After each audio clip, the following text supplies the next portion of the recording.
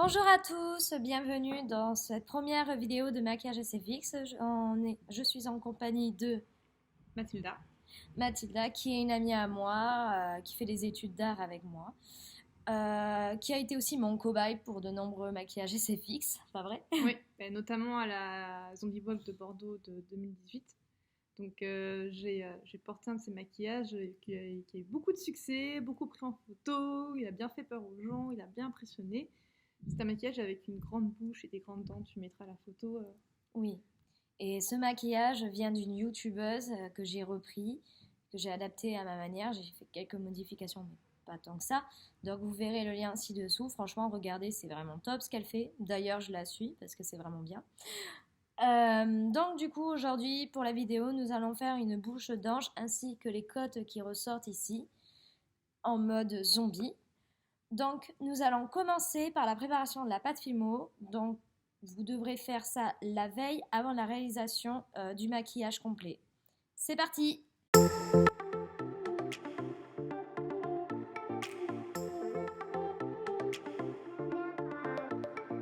Pour réaliser les os, vous aurez besoin de la pâte Filmo. Il suffit de l'aplatir avec un rouleau, puis de faire une boule et ensuite la raplatir afin qu'elle devienne plus maniable. Une fois que c'est fait, vous découpez le morceau en deux. Et pour chaque morceau, ce que vous faites, c'est que vous faites ça afin que ça devienne un os. Et vous répétez la même opération pour l'autre. Voilà.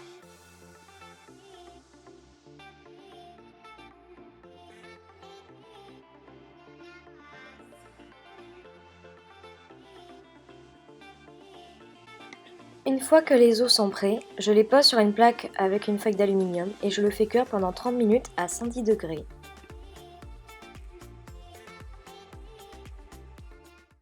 La pâte Fimo est terminée, nous allons pouvoir passer à la réalisation du maquillage. C'est parti! Pour réaliser cette seconde étape de maquillage, vous aurez besoin d'une base mat de chez Kiko, d'un latex de la marque Créolane, de coton qu'on retrouve dans des supermarchés, des cotons-tiges et d'un crayon noir pour les yeux. J'applique d'abord la base sur tout le visage afin de ne pas abîmer la peau lors de la réalisation du maquillage. Ensuite, je commence à mettre du crayon noir sur chaque joue afin de déterminer comment sera la bouche. Puis, j'applique le latex avec un coton-tige en haut de la trace afin de pouvoir mettre le coton. Ensuite, je remets du latex par-dessus en faisant en sorte qu'il n'y ait pas de démarcation. Je remets du coton afin que la bouche soit grande, bien maniable. Ensuite, je refais la même chose en bas et je répète la même opération de l'autre côté.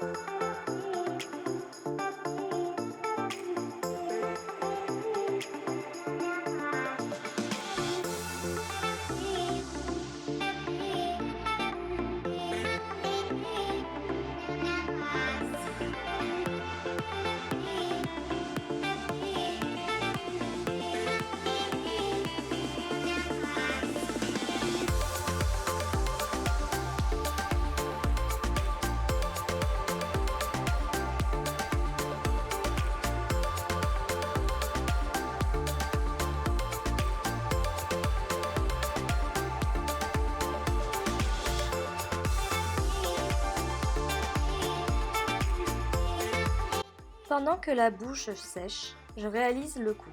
Pour cela, vous aurez besoin de la même chose ainsi que des os que vous avez préparés la veille. Je dessine au crayon l'endroit que je souhaite réaliser. Ensuite, j'applique le latex avec un coton-tige sur le trait avant de mettre du coton. Puis une fois que le coton y est, je remets du coton. Il faut faire en sorte que le coton ne soit pas trop épais et qu'il sorte légèrement pour donner l'effet ouvert de la plaie.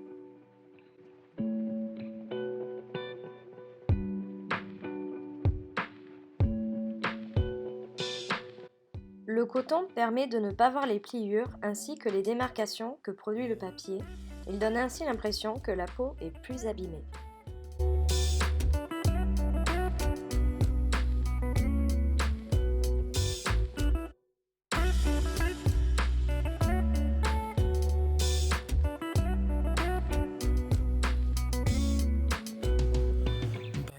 Une fois que le contour est fait, j'ai rajouté les os en collant chaque côté avec du latex. Il est préférable que quelqu'un tienne les os afin qu'ils ne tombent pas. Puis j'ai remis du coton et du latex afin de les retenir un peu plus.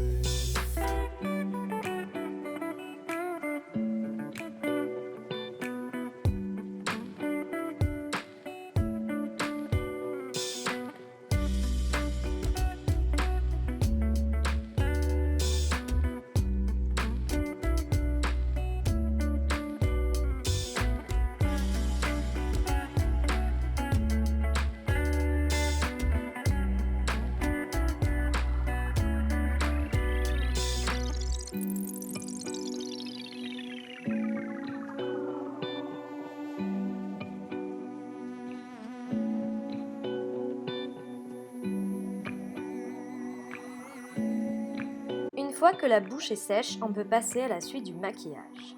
Pour cela, vous aurez besoin du fond de teint de Adopt Coverlight, le écru neutre, car il a un teint très clair et ça permet de rendre la peau plus nette. Ensuite, vous aurez besoin d'une éponge comme celle-ci, d'un petit scalpel, de la peinture noire de Fantasy Makeup Aqua Express, des pinceaux fins pour la peinture, ainsi que différents pinceaux de fard à paupières et de blush. Puis vous aurez besoin des palettes de Adopt comme Woody Colors et Frozen Night, Perfect de Beauty Glaze, Lolita de Kat Von D et le Contouring Palette 1 de chez Kiko. Je commence à appliquer le fond de teint avec l'éponge sur tout le visage et même sur ce que j'ai réalisé au début. Si le fond de teint a du mal à se mettre sur le latex, n'hésitez pas à en mettre avec un pinceau pour la peinture.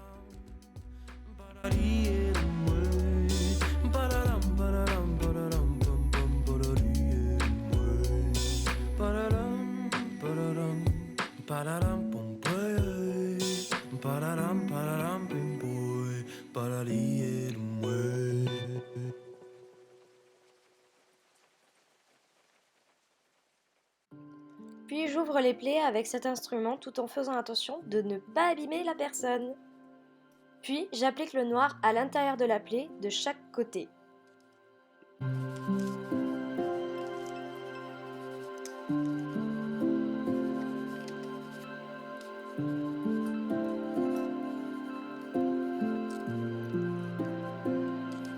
Ensuite, avec la palette Contouring de Kiko et d'un pinceau blush, je mets du marron tout autour de son visage ainsi que sur les plis. J'essaye de creuser ses joues, son nez et ses yeux avec un pinceau plus fin.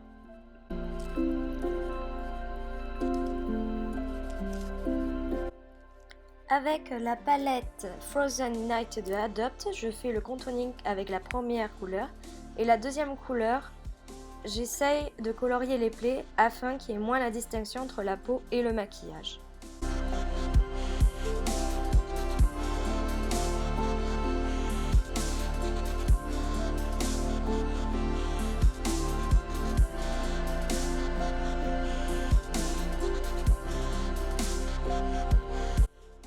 Puis avec la palette Perfect de Beauty Glaze, j'utilise ces trois couleurs afin de colorier les lèvres de la plaie. Et pour la troisième surtout, j'essaye de refaire le contouring vu que c'est un marron qui est un peu plus foncé.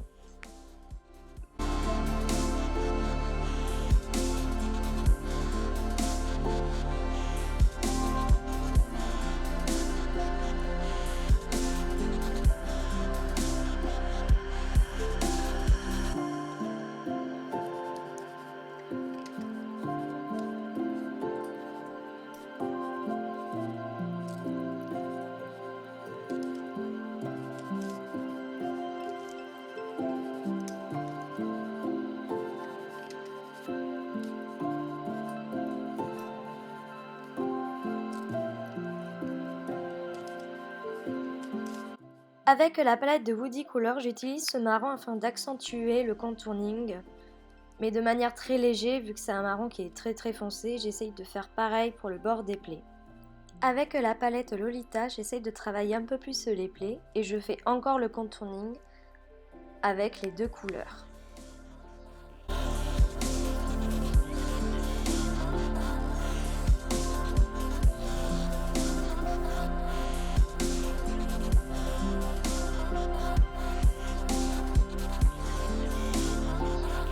À la fin, je termine par mettre du faux sang à l'intérieur des plis. Vous pouvez très bien en mettre dessus, mais attention à ne pas trop abuser. Puis je mets du noir sur les lèvres et je remets du faux sang par-dessus. Et voilà, et après vous pouvez faire la même opération pour le cou.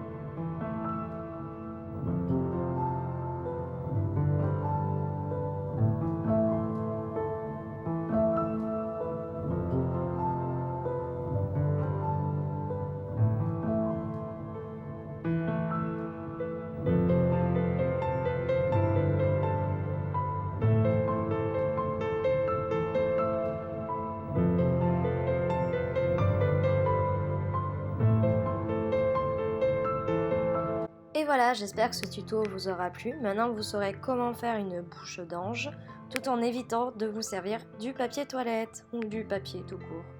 Voilà, bisous, à bientôt!